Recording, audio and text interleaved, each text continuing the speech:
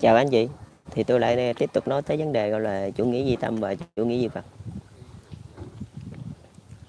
Đối với người phương Tây á, thì họ quan tâm tới cái chuyện là tạo ra tiền của, tức là họ lao động nhiều.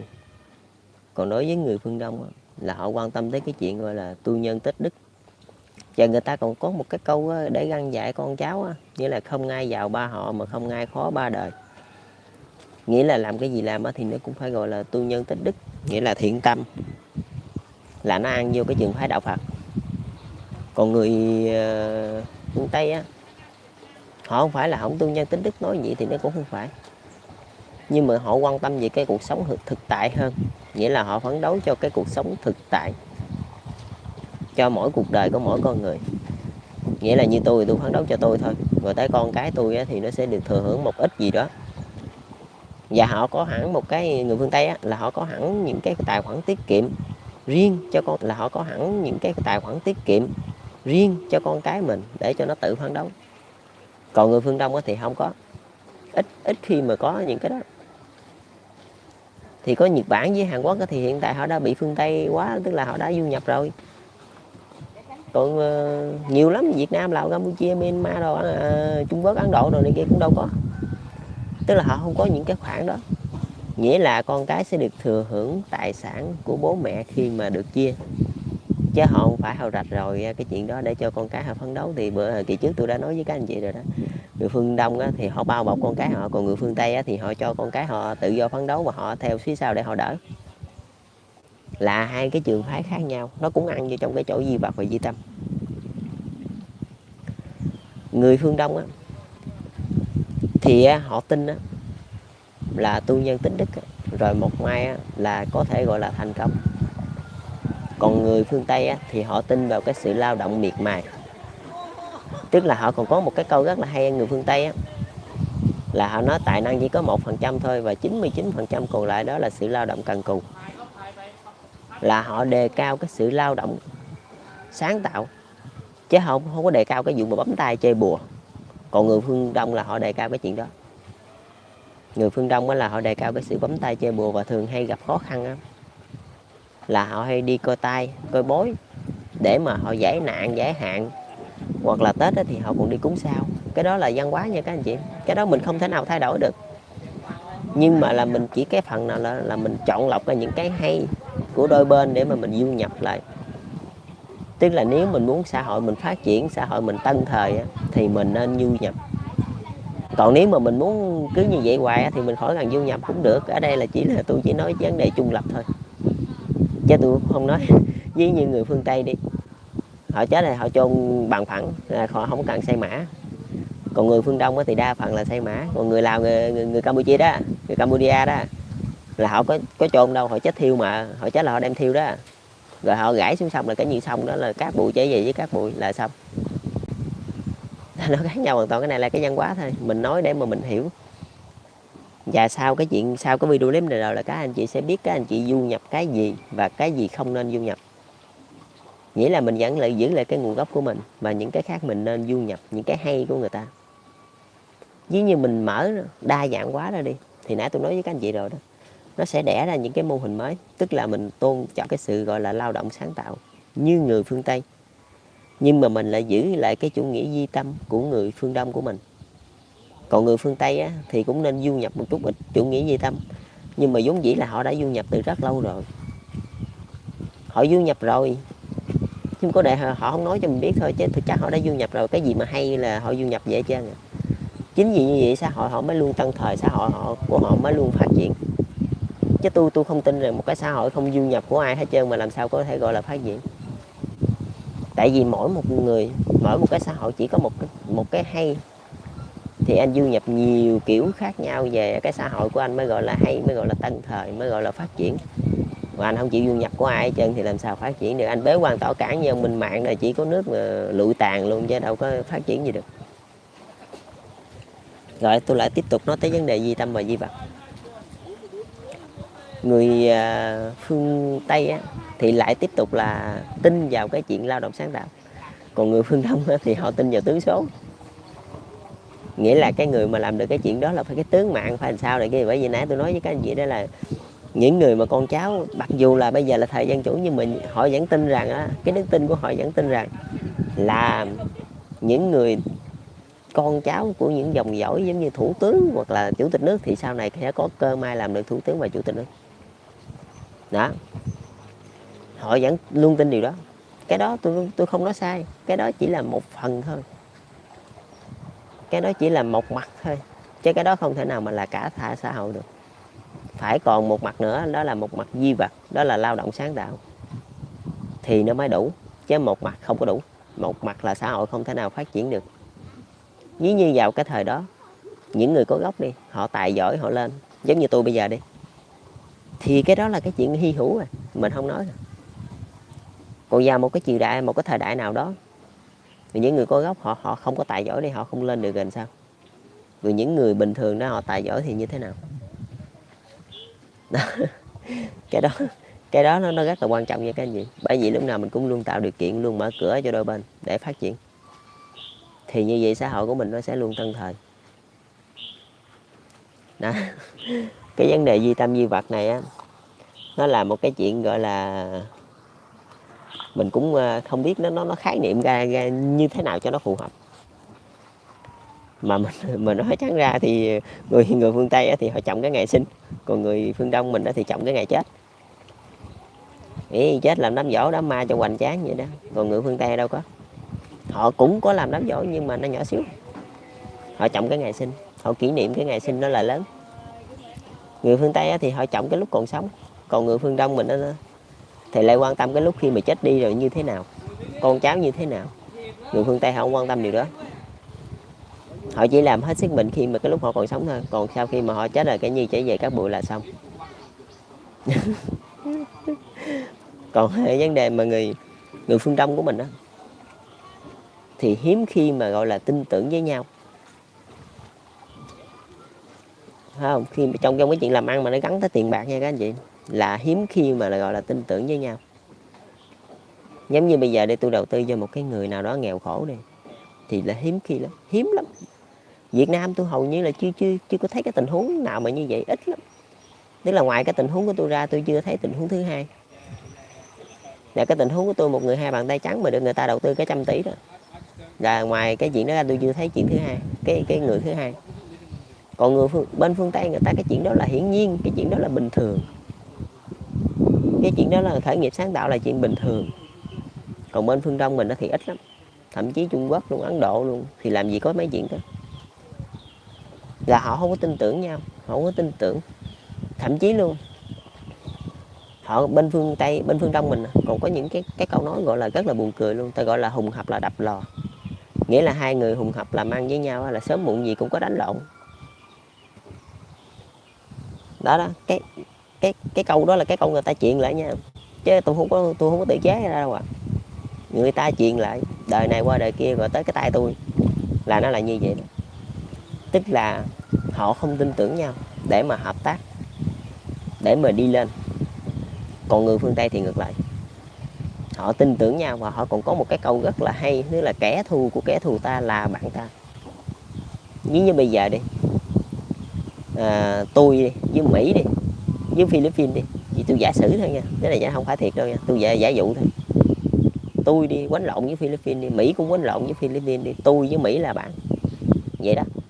Người phương Tây họ vậy đó, họ sòng phẳng rõ ràng. Mà một khi họ đã chấp nhận mình rồi đó là họ luôn nhiệt tình, chứ họ không có vụ, họ không có chủ cái vụ mà như người phương Đông gọi là bằng mặt mà không có bằng lòng, lắm mưu nhiều mẹo.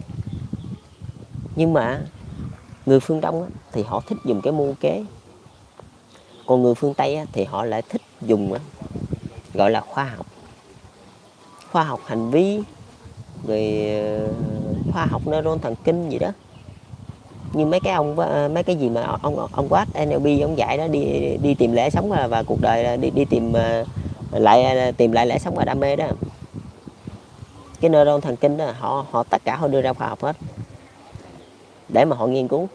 Còn bên phương Đông của mình thì ngồi bấm tay để mà bài mưu lập kế. Họ lắm mưu nhiều mẹo lắm, họ có luôn cái khâu gọi là bằng mặt mà không có bằng lòng. ví như tôi thích tôi không thích anh đi mà tôi không nói, không tôi làm ăn với anh vậy đó, chứ tôi canh anh sơ hở tôi đạp tôi anh nhảy xuống sông. Đó cái phần đó đó, cái phần đó là cái dở của người phương Đông đó. Là họ luôn, tức là tôi với anh cầm tay nhau để mà xông pha, thấy không, xông pha trên thương trường hoặc chiến trường vậy đó tôi không quan tâm, nhưng mà tôi với anh ngồi chung trên một con thuyền mà anh luôn cầm cây dao anh thủ sẵn rồi để anh đề phòng, khi anh mà luôn thủ sẵn với tôi, khi nào mà tôi quay lưng đi là anh xôm tôi liền. Cái đó là cái dở của người phương Đông nha, họ không tin tưởng những người gọi là chung chiến tiến với họ luôn. Cái này là mình nói đại trà thôi chứ mình không có nói vấn đề chính trị. Chính trị thì những người đó họ sống chết có nhau thì nói làm gì, còn những cái người mà làm ăn bình thường á thì hiếm khi mà họ tin tưởng nhau lắm. Thậm chí một người Lào với một người Việt Nam hợp tác đi thì chắc gì đã có tin tưởng nhau, nếu mà hai chính phủ không gọi là không yêu cầu thì làm gì mà có chuyện tin tưởng nhau ở đây. Cái đó là cái dở của người phương Đông, họ chỉ thích bài mưu lập kế và họ chỉ thích gọi là tính toán thôi, chứ họ không có thích tạo ra một cái gọi là một cái sản phẩm, một cái công trình nghiên cứu gì hết.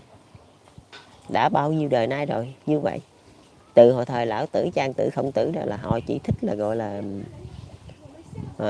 gọi là di tâm thôi, tức là sống đời sống tâm linh thôi, là chỉ thích bài mưu lập kế là nhiều, là họ ngồi họ tính toán, chứ họ không có thích mà gọi là show hết những cái gì mà họ có.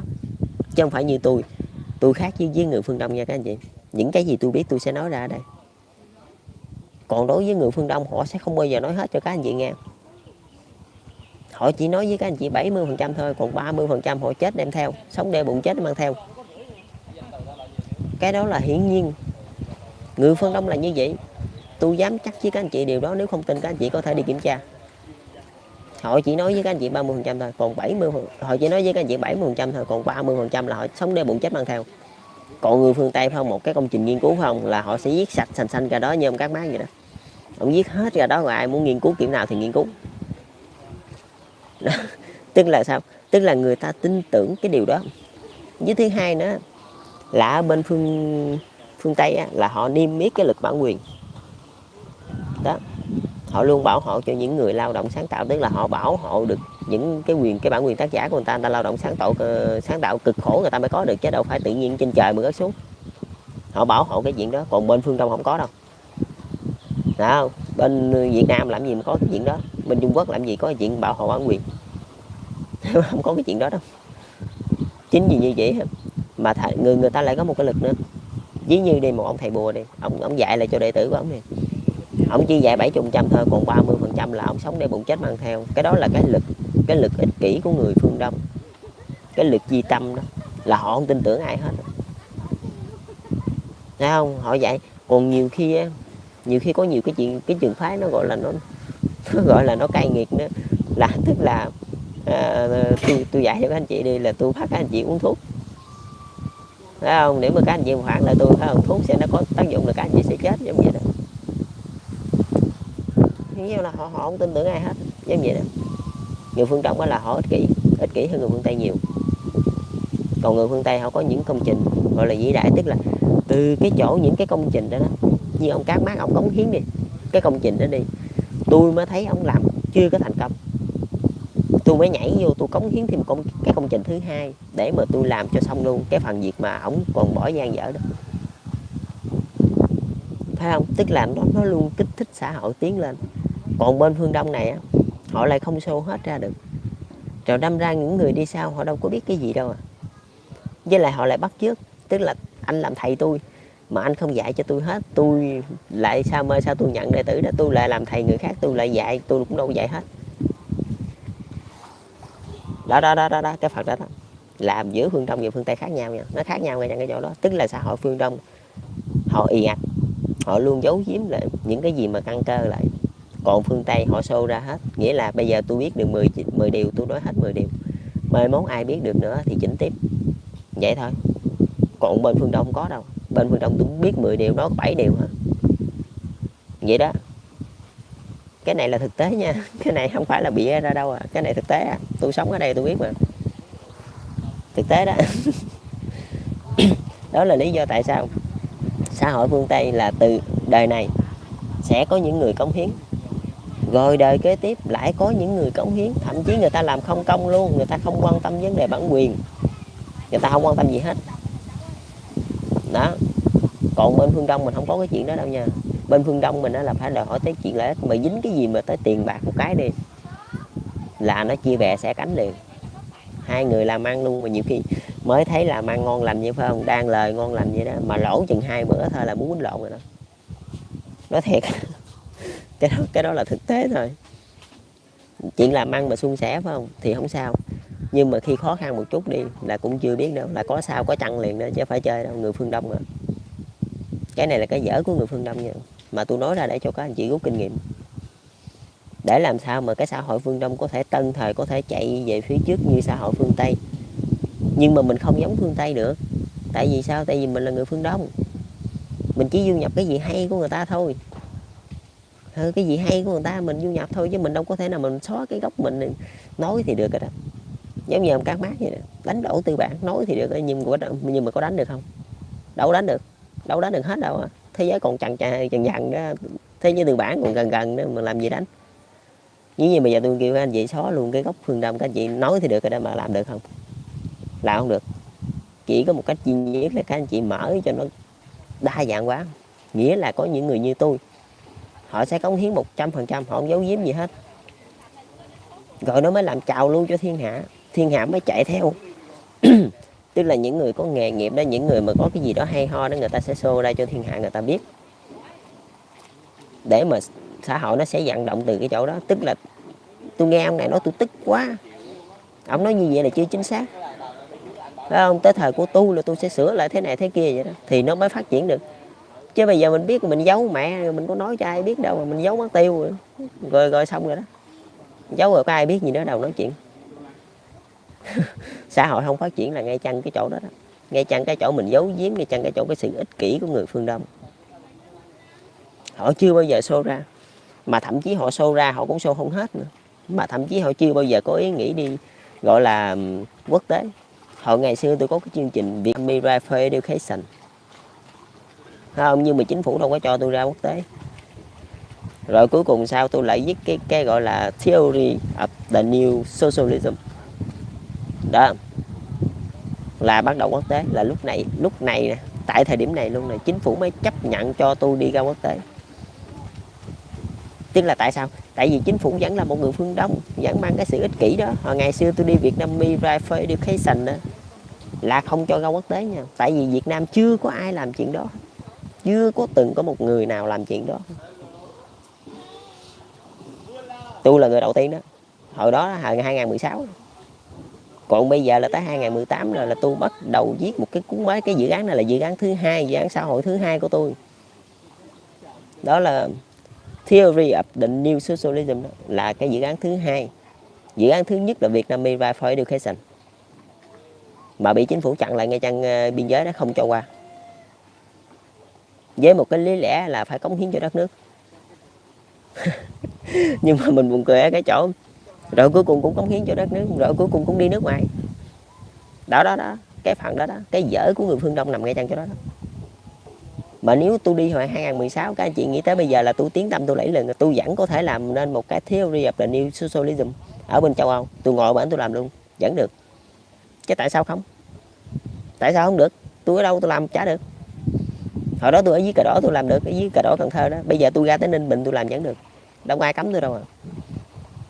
Phải không? Nhưng mà ở đây là mình nhận định ở đây là cái căn cơ của một cái xã hội. Bên xã hội phương Đông họ rất là ích kỷ mấy chuyện đó. Xã hội phương Tây á, họ quan tâm tới vấn đề bản quyền lắm. Những cái tờ báo khoa học của họ là lúc nào cũng gọi là uy tín. Khi mà anh là nhà khoa học, anh phải đọc những cái tờ báo đó, và những cái gì mà người ta nghiên cứu rồi anh không được làm theo, anh phải làm cái mới, hoặc là nó khắc phục những cái nhược điểm của người ta, hoặc là anh dùng cái của người ta để làm cái nền tảng để đưa ra cái luận chứng mới, để đưa ra một cái lý thuyết mới, chứ anh không được nghiên cứu lại cái của người ta. Còn người phương Đông họ luôn giấu giếm, họ giấu đi. Giống vậy thì chính từ cái chỗ họ giấu đi đó, xã hội mới không vận động. Tức là những đứa trẻ lên rồi nó đâu có biết học của ai đâu, nó chỉ biết học của phương Tây thôi. Tại vì phương Tây họ mới có nhiều, Đồng ý là gì? Phương Đông không phải là, mình nói trắng ra phương Đông không phải là ngu, nhưng mà họ ích kỷ, họ không chịu đưa ra, rồi nên đâm ra cái xã hội đâu có vận động đâu. Những cái thế hệ tiếp nối họ cứ học của người phương Tây, họ đi du học bên bển rồi đâm ra rồi họ bị nhiễm ở bên kia luôn, rồi họ đâu có gọi là cái gì mà nó tinh tí của văn hóa phương Đông rồi này kia đó. Những cái gì mà cái dự án của phương Đông đó, gần như là nó bị lụi tàn luôn, nó mất tiêu luôn. Người phương Đông tại đây là tôi đúng người phương Đông này, mà tại sao tôi lại nghiên cứu ra được cái nguyên lý chủ nghĩa xã hội mới, cái định điều cái này là theory of the new socialism đó. Tại sao tôi làm được cái chuyện đó? Tôi vẫn là người phương Đông, nhưng mà cái cách làm việc của tôi là cách của người phương Tây, cách làm việc của người phương Tây. Và bây giờ tôi đã bắt đầu translate nó qua tiếng Anh rồi, là qua English đó. Dẫn cái tựa đề đó là Theory of the New Socialism. Thì các anh chị muốn thì các anh chị có thể nghiên cứu cũng trên YouTube luôn. Sắp tới là tôi sẽ mở web New Socialism .org. Đó là sắp tới tôi sẽ mở cái web đó, và tôi sẽ thành lập một cái tổ chức gọi là Phan Minh Hải Foundation, là cái tổ chức phi chính phủ, là chuyên nói về lý luận chủ nghĩa xã hội thôi, chứ cũng không có nói gì khác. Và tôi sẽ đi diễn giả tại các trường đại học, các trường đại học lớn. Nếu mà họ muốn nghe thì họ mời tôi tới. Đó. Hồi ngày xưa tôi đi á, là chính phủ họ chưa hiểu được cái ý định của tôi, cho tới bây giờ họ mới hiểu, là họ mới đưa tôi đi. Tại sao? Tại vì cái cách làm việc của tôi là người phương Tây, của người phương Tây á, chứ đâu phải của người phương Đông. Người phương Đông không phải gì. Thì tôi nói các anh chị đó, người phương Đông nên anh đi học nghề của người ta đi, học nghề của ông thầy đó đi, ông dạy cho anh, mà tới hồi ông cho anh xuống núi đó, ông nói dạy xong rồi đó là chỉ có 7 phần thôi, còn 3 phần ông giấu lại, ông đâu có dạy. Người phương Đông là vậy đó nha các anh chị. Người phương Đông họ có cái gì hay, có cái gì tốt mà họ giấu lại, họ tưởng họ sạn mình, nhưng mà cái đó rất là dở, cái đó rất là ích kỷ là một. Thứ hai nữa, nó không show ra, nó không có tạo tiền đề cho những cái dự án kế tiếp. Còn bên phương Tây họ show ra, giống như ông Karl Marx ông show ra đi cái mô hình chủ nghĩa xã hội của ông đi, thì ngày nay tôi mới nghiên cứu ra cái chủ nghĩa xã hội mới. Mà nếu mà không có cái dự án của ông Karl Marx thì ngày nay tôi nghiên cứu ra cái gì? Tôi đâu nghiên cứu ra cái gì nữa đâu, tại vì tôi không có cái tiền đề, phải không? Cái phần đó nó quan trọng lắm đấy các anh chị. Cái phần di tâm di vật đó, là nó là cái nền tảng cơ sở của một cái xã hội. Mà nếu mà các anh chị mà lèo lái mà gọi là không khéo, cái xã hội sẽ không bao giờ năng động, không bao giờ tiến triển được. Còn bên phương Tây thì khỏi nói rồi, mình ở đây phương Đông mình ạt. Vì sao mình chậm hơn người ta? Mình phải biết cái chuyện đó. Mà nếu mình biết rồi thì mình nên chỉnh. Nhưng mà cái công đoạn này tôi nói thiệt với các anh chị luôn, nó cũng gọi là một trong những cái công đoạn hết sức là nhạy cảm cho những người phương Đông. Ít nhất cũng phải 30 năm các anh chị mới gọi là có thể mà gọi là 50-50 thôi. Rồi khi mà các anh chị chỉnh rồi thì người phương Tây họ luôn học các anh chị thôi, nhưng mà họ không nói. Vì sao? Họ luôn đưa dân của họ qua bên đây, qua bên châu Á đây, qua bên phương Đông. Và tôi có quen một vài người bạn châu Âu đó, họ nói là những người trẻ ở châu Âu họ sẽ tuyển ra những người trẻ, mỗi nước hai mấy nước đó họ sẽ tuyển ra những người trẻ.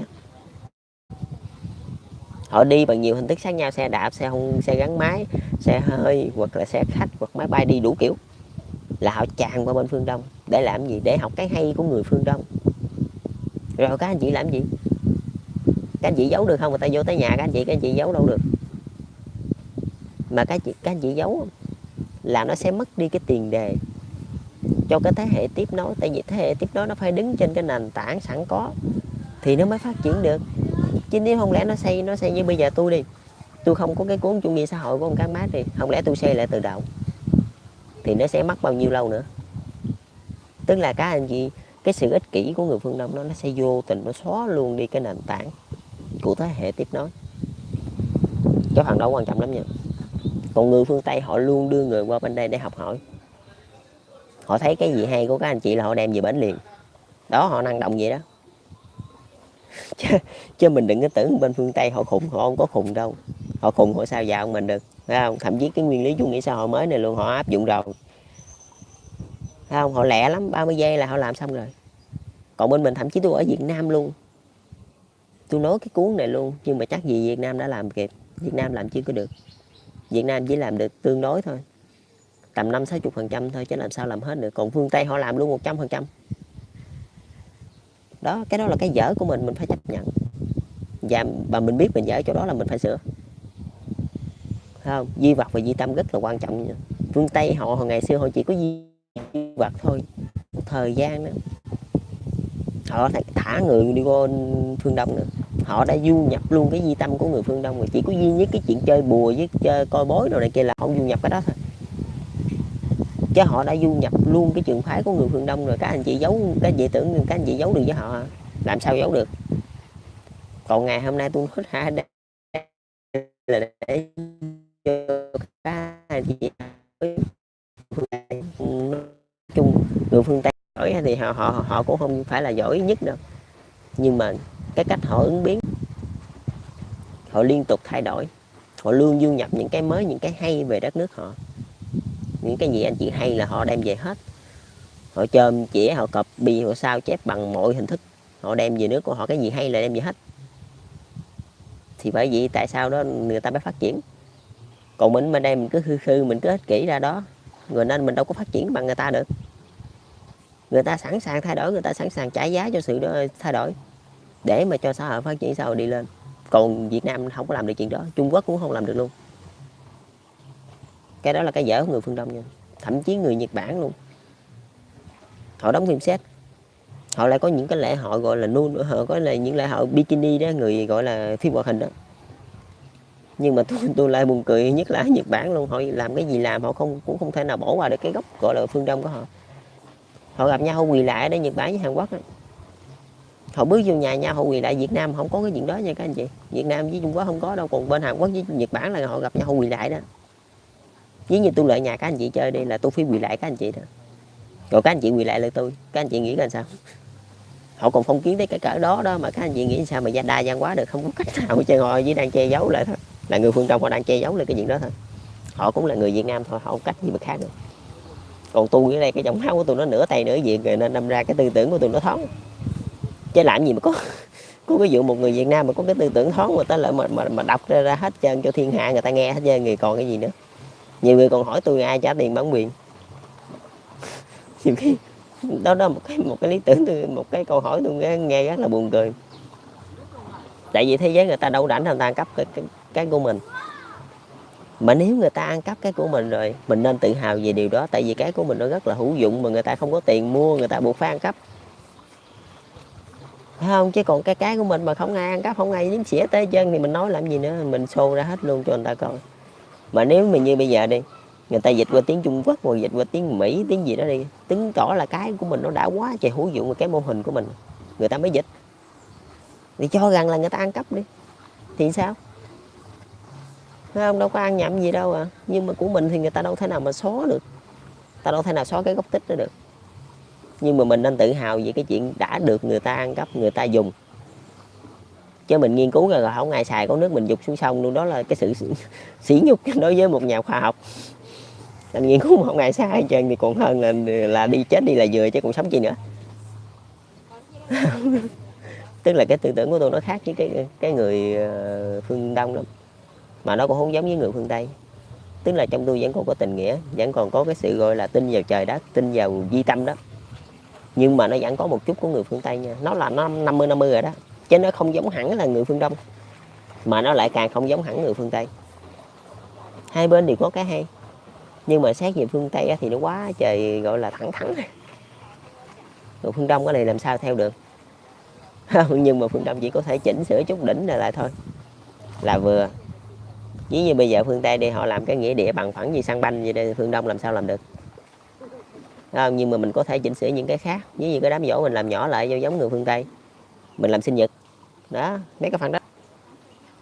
Ví như bây giờ hồi đó thì mình dạy 7 phần, mình trừ 3 phần, bây giờ mình dạy hết 10 phần luôn. Ai học sao được học, mình show lên trên mạng luôn, ai muốn làm gì đó làm, để tạo cái tiền đề cho những người khác người ta nghiên cứu. Không, mình show lên cho người khác, mình cống hiến cho thế giới thì thế giới nó mới cống hiến cho mình. Thấy không? Chứ không có ai làm giùm ai rảnh nghiên cứu ra cho mình coi hoài, ai rảnh mà lên đây mà đọc cho mình coi hoài. Nếu mà mình muốn bước chân ra thế giới, mình muốn được bạn bè thế giới năm châu Người ta không phải gọi ngưỡng mộ mình thì không cần thiết đâu, mà người ta coi mình như một người bạn, như là một người đồng chí bình thường thôi. Thì mình phải có cống hiến cho thế giới, rồi thế giới người ta mới tôn trọng mình, người ta mới cống hiến cho mình. Tức là có qua có lại. Chứ mình cứ khư mình canh me canh chua cái gì của người ta mà hay mình đè mình lấy, giống như Trung Quốc hồi đó ăn cắp cái đĩa hát của, ăn cắp công nghệ đĩa hát của Mỹ đó. Rồi ông hình như ông Clinton hay gì đó, ông Clinton hay ông Bush gì đó, là ông đòi cấm vận Trung Quốc, ông đòi đánh Trung Quốc luôn đó. Tức là mình ở đây là tại sao tôi làm cái Việt Nam First Education, tức là hồi ngày xưa Việt Nam và Mỹ, Pháp là trên cái tinh thần gọi là thù địch, tức là chưa có mở cửa rõ là 100%, nên buộc lòng là tôi phải đi những cái chương trình gọi là xã hội, nghĩa là Việt Nam cũng có những người cống hiến cho thế giới, thì thế giới mới có một cái nhìn nhận, một cái góc nhìn khác về con người Việt Nam. Chứ tôi đâu phải ông Hồ Chí Minh, tôi đâu có rảnh đâu mà đi đánh Tây đánh Mỹ, nó khác nhau hoàn toàn à. Tôi không nói ông sai, tức là vào cái thời của ổng buộc lòng phải làm chuyện đó, nhưng mà vào cái thời của tôi là tôi đi sau tôi chỉnh lại. Không, ổng không sai mà tôi cũng không sai, vào cái thời của tôi là tôi chỉnh, vào thời ổng buộc lòng phải đánh, tại vì đang chiến tranh mà không đánh là sao được. Không, tức là mình không nói ổng sai, nhưng mà vào cái thời của tôi đang hòa bình, buộc lòng tôi phải chỉnh lại những cái chuyện hồi trước. Nghĩa là tôi đi sau, tôi làm kiểu sau, tôi khắc phục cái nhược điểm của ổng hồi trước. Đáng lẽ mà ổng có thể thống nhất đất nước mà không cần phải chiến tranh. Nếu mà như tôi là tôi sẽ thống nhất mà không cần chiến tranh, thì cái chương trình thống nhất bên Hàn Quốc đó là không cần chiến tranh, không cần phải gây thù chuốc oán, vẫn thống nhất được. Nhưng mà ở đây tôi không chê ổng, tức là vào thời ổng làm gì kệ ổng, còn vào thời tôi làm gì kệ tôi đó. Mình đi sau mà mình đâu nói người đi trước người ta sai, tức là người ta sai gì sai thì mình sửa, tại vì hồi đó người ta không biết, người ta chỉ biết vậy thôi, rồi mình nói gì được nghe đó. Bởi vì hồi đó tôi mới tính đi Việt Nam ra phơi được cái sành, bởi vì sao tôi không lên chính phủ, không phải là gì tôi lại có xích mích với cái phe Quế mà tôi không lên.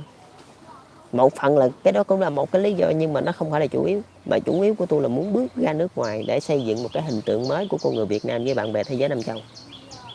Nghĩa là tôi người Việt Nam nè, tôi cũng cống hiến cho thế giới, không thì thế giới mới muốn mới cống hiến với người Việt Nam, mới coi nhau như bạn bè được. Chứ bây giờ mình cứ ngồi ngửa ra đó rồi người ta cống hiến sẵn, người ta dự án sẵn, rồi mình xè tay mình lấy, không mình chôm gì, mình chôm chĩa của người ta không, rồi một mặt là người ta coi thường mình là một mặt rồi đó.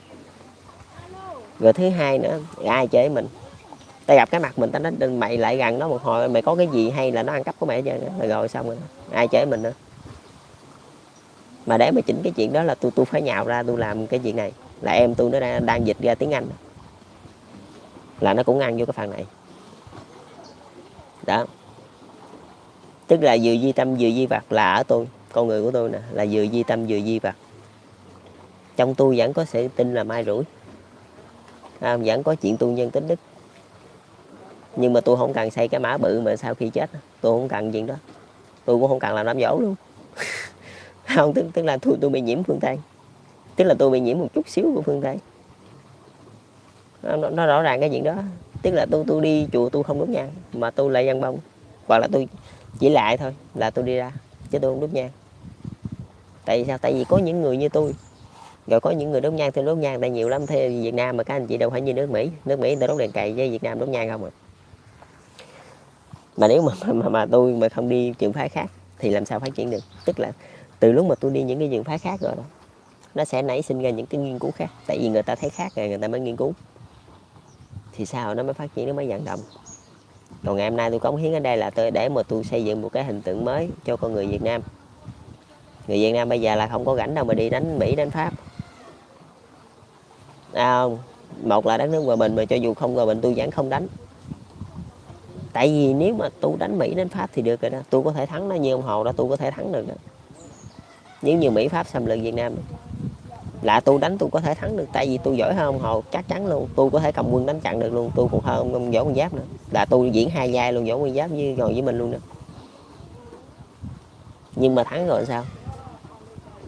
Không, thắng rồi anh mít lòng với những cường quốc trên thế giới, rồi dân tộc nó đi về đâu, rồi làm ăn gì nữa, rồi đi đâu về đâu, đi móc bọc luôn chứ đi đâu về đâu 40 năm đó. Bởi vậy bây giờ tôi xây dựng hình tượng mới đây, tức là con người Việt Nam dấn thân và cống hiến cho thế giới. Chứ con người Việt Nam rất là nói chuyện gọi là lý lẽ đàng hoàng, chứ không phải là chịch ra là đánh lộn, là không phải. Thì chuyện dịch ra đánh lộn là trước năm 1975 nè, là cái chuyện đó của thế hệ đi trước, tôi không nói. Mà bây giờ tôi nói cũng đâu có sửa được đâu, bây giờ nó đã xảy ra rồi tôi làm sao, bởi vì bây giờ tôi làm cái mới vậy đó. Thì tôi với em tôi Phan Thị Thu Thảo, tôi Phan Minh Hải, là hai đứa đi ra làm cái mới để mà xây dựng cái hình tượng mới của con người Việt Nam. Mình ra mình nắm tay với những bạn bè thế giới Nam Châu để mà phát triển vậy thôi. Còn cái video clip này tôi nói ở đây là chủ yếu là chắc là người phương Đông sẽ dùng nhiều hơn là người phương Tây. Người phương Tây chắc là họ liên tục gửi người qua bên đây, họ liên tục đưa dân họ đi qua bên phương Đông để mà học hỏi. Thì giống vậy họ đã tiếp thu từ lâu rồi, họ cũng đâu có cần cái video clip này. Nhưng mà người phương Đông thì tôi nghĩ là cần. Đại loại như Việt Nam, Lào, Campuchia, Trung Quốc rồi nè, Ấn Độ rồi nè, rất là cần một cái video clip này. Rồi, chào các anh chị, chúc các anh chị thành công. Hẹn gặp các anh chị ở video clip kế tiếp.